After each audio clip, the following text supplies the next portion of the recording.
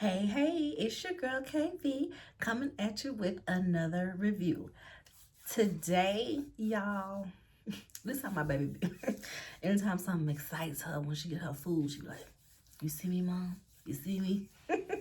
She did that to me this morning.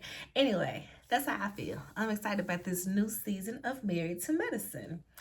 Married to Medicine has been my favorite franchise, my favorite show, I guess my favorite show on Bravo for a while, because Atlanta had been going downhill for a while. Potomac was getting ridiculous for a while, and Married to Medicine has been the fave.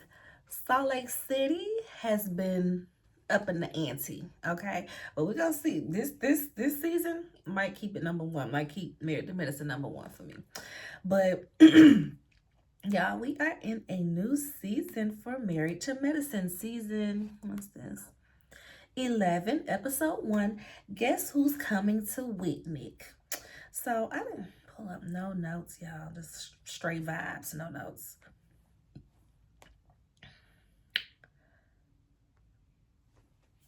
We start the episode. We see Heavenly and Quad sit and have a talk. Heavenly goes over to Quad house and she has this floral arrangement, and you see her holding the arrangement like it seems like it's supposed to be held, and then the vase just fall and break in the driveway. Yeah, I was cracking up. But she was like, now why would they put this thing on there like that? And I was wondering what had happened too, because it didn't look like she slipped and dropped it, and maybe the vase was a small vase and it was too low, and that's what had happened. But yes, y'all, the vase just fell and broke. Ooh, child, let me put this on Do Not Disturb. Okay, what my mama talking about? She go, yeah, she go over there, and they just basically recapping the mess from last year. Heavenly is just letting her know that she's walking it all back as far as she comes.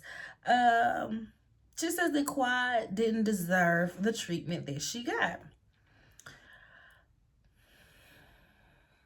Yes and no. I feel like it was unnecessary the way they piled on. Like, don't invite me over to this trip just to send me home and tell me that y'all don't really like me. That was OD for me. Like, tell me back in Atlanta. Don't be wasting my time. And I could have been doing stuff. I could have been making money. And y'all got me. Well, I guess she was still making money because she was on that episode. But still. But everything that they said about Quad, most of the things, I ain't gonna say everything, most of the things they said about Quad, they was right. She is a selfish friend. She seems like a good time. She seems like one of those friends that you just take at face value. You don't give it any more than what it is, because she seems like she is not going to pick up the phone when you call. She seems, according to these ladies. Now, maybe her real friends outside of the show, they seem like they love her. But as far as the cast, the show friends, she don't really be fooling with them like that. She's like, I show up to work and I leave. And I get that, but that don't work in this type of cast, because everybody is friends and has been for so long. If everybody else is hanging out and you just popping up to film, it's not going to be genuine. They're not going to want to talk to you. They're not going to want to film with you.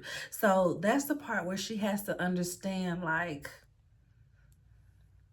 you gotta give something. You gotta give something. So next we see my Spellhouse fam, y'all. Cecil and Simone. Y'all know they graduated from Spelman and Morehouse. My husband and I graduated from Spelman and Morehouse. They're having their 35th reunion. So they're gonna throw a Freaknik party. Apparently, Freaknik first started in 1989. That's the year I was born. And let's see, by the time 94 hit, that's when I was aware. Mind you, now I was a young one, but I knew that was just debauchery and a crazy time. I have not seen the documentary. I know that it exists on Hulu. I said I was gonna watch with my husband soon, but I have not seen it. But they said that was Cecil's picture was in there, so you know, all the more reason to capitalize on this moment and have a Freaknik party. um, yeah. Real quick. Y'all.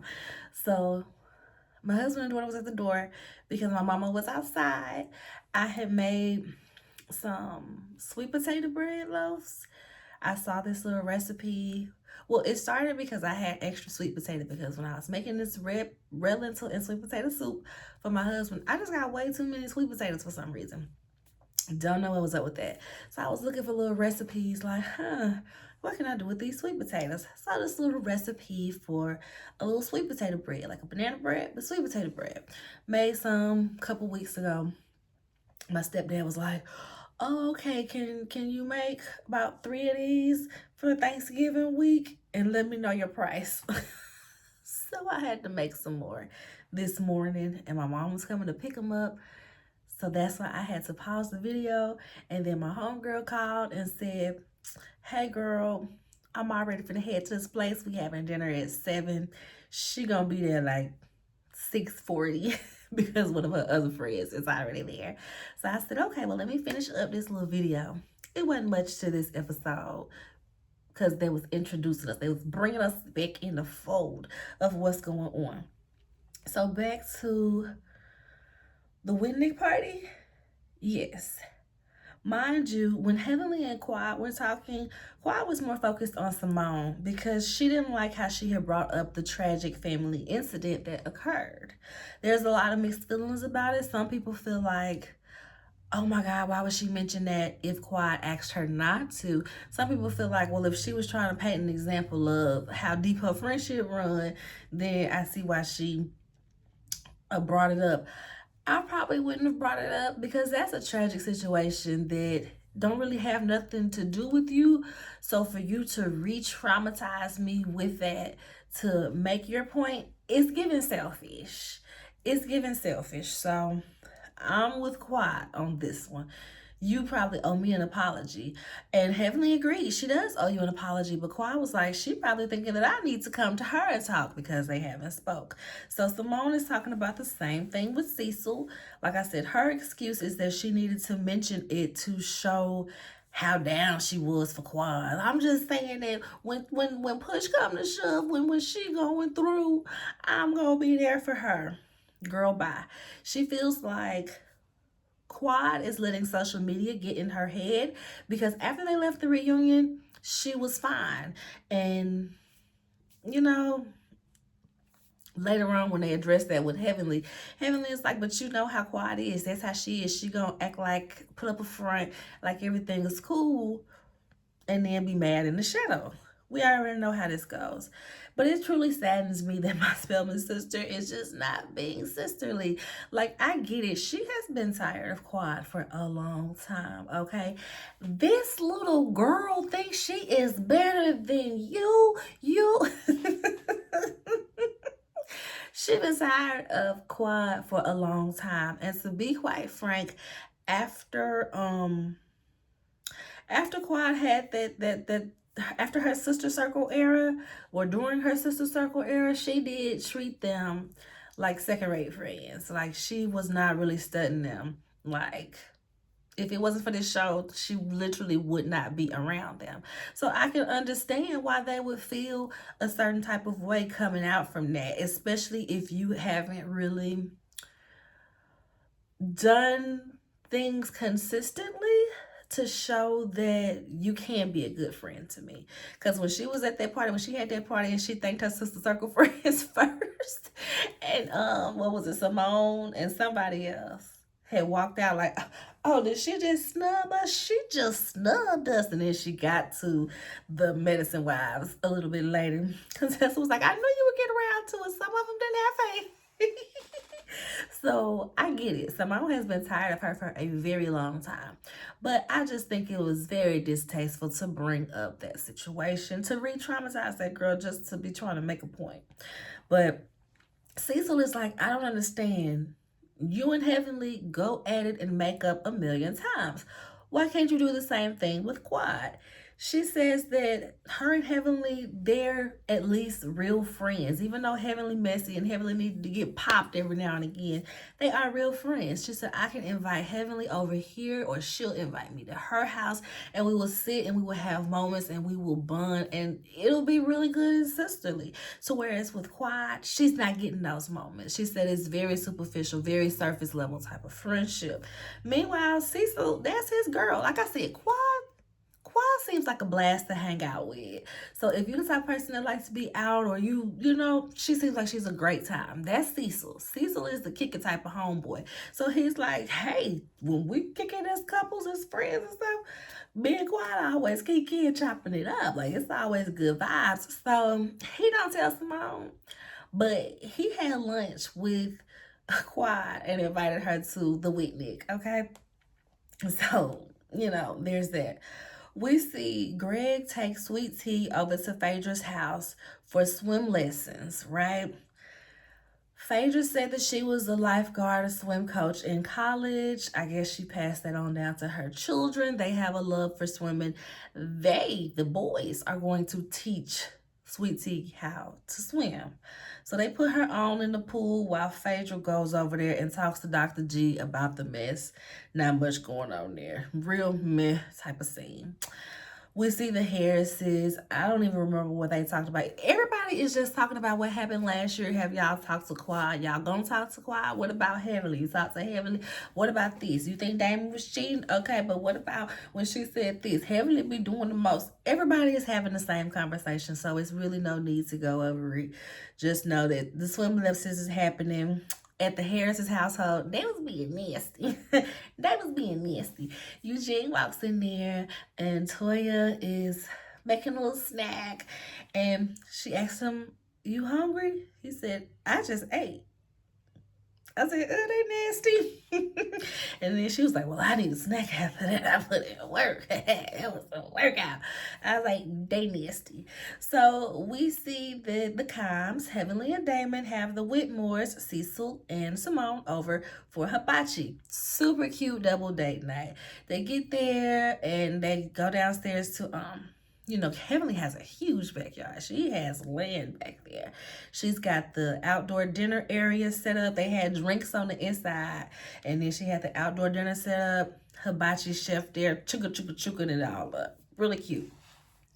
They're having a good time. And then Cecil ends up mentioning Letitia, and how Heavenly and them had a back and forth, and how she came at Greg. So how does Greg feel about you, Diamond? Are y'all cool? Because Heavenly did go super low on Greg. It was disgusting. It was very unnecessary.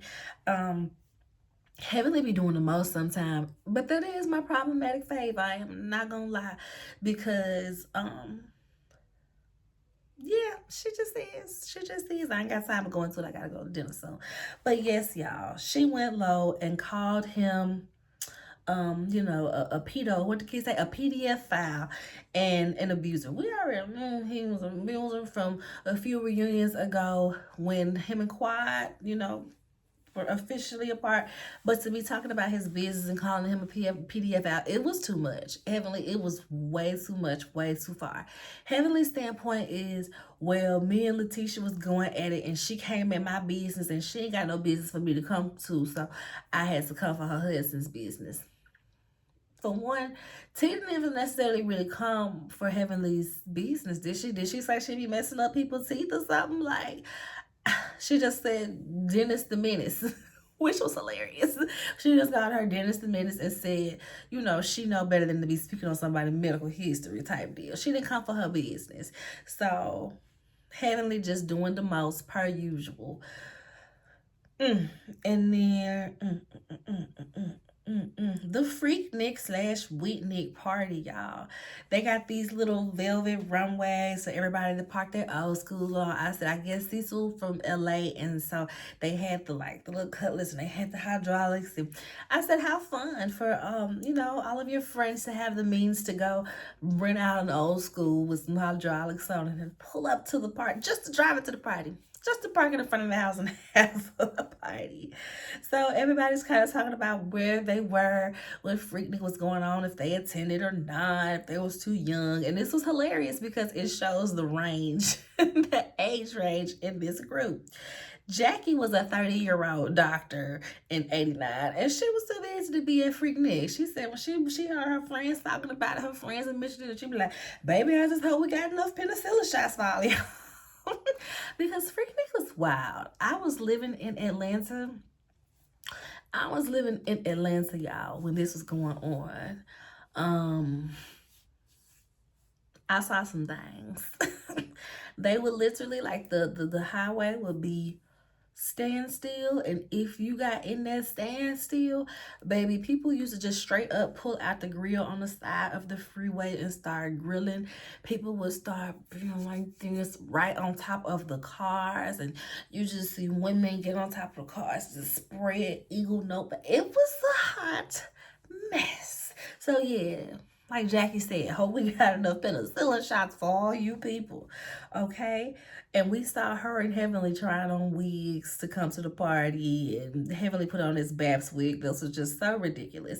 She's talking about how she went to the Freaknik in 1990. Damon is dressed regular AF, so they poking fun at him. He was like, this is what I would have wore. So Heavenly said, if we would have met back then, we probably would have had kids early. I said, what, Heavenly? So you was busting it open at the Freaknik? Tell on yourself, why don't you? So yeah, Eugene, they confession like, I was in middle school. I was in high school. So, of course I couldn't go to no Freaknik. And I'm like, yes, sounds about right. I think it said Eugene was 16 in 95. So they couldn't go to nobody's Freaknik. They got like this little wall, like a champagne wall full of 40 ounces. So people sipping and playing with that, but there is a full bar as well. Everybody's pulling up. Sweet Tea pulls up, twerking in the back seat with Greg. And guess who's in the front seat? The Metcalfs. I knew the contestant and Scott were going to be back this season. Did not know that they would be in the first episode like this. So that cracked me up. Heavenly was like, why she bring her phone? They finna take turns whipping my ass. I said, yes, Heavenly. They probably are, sis. You better call for backup. You better do something. Because, Contessa got too much to lose to really put hands on Heavenly. But, she a bodybuilder these days. And we don't know what them supplements, they be I ain't saying she roid raging or nothing. I'm just saying,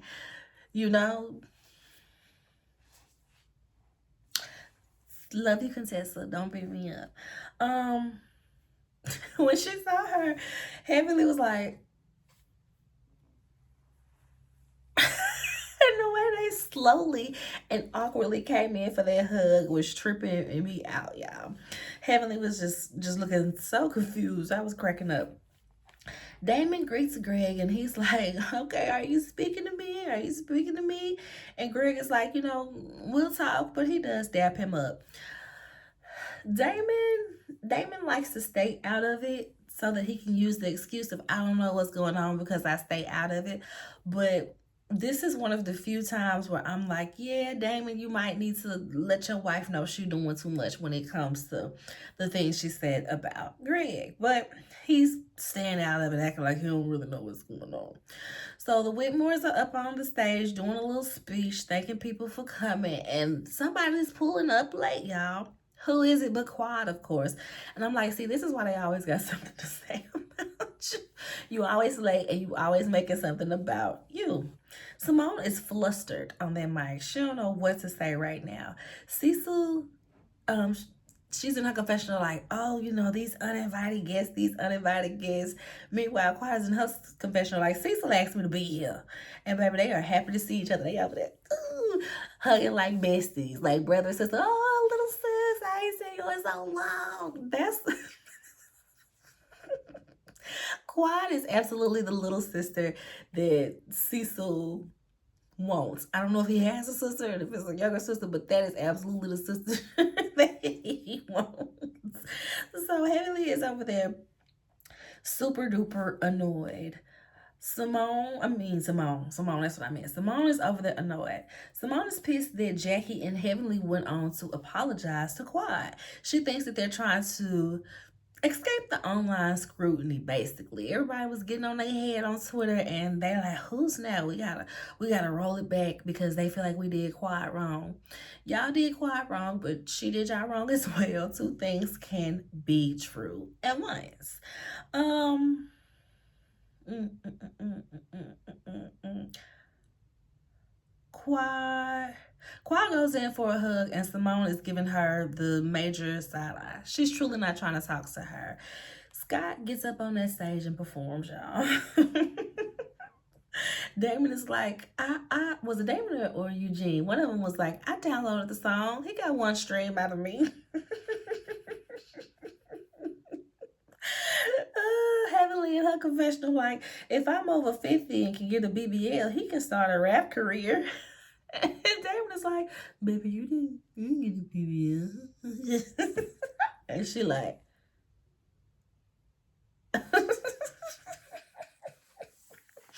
I didn't know if she got a BBL either. I knew she got lipo. I know she's a lipo girly, but I didn't know if she had BBL or if the booty was just there and just needed like some shaping once you get everything else from around it.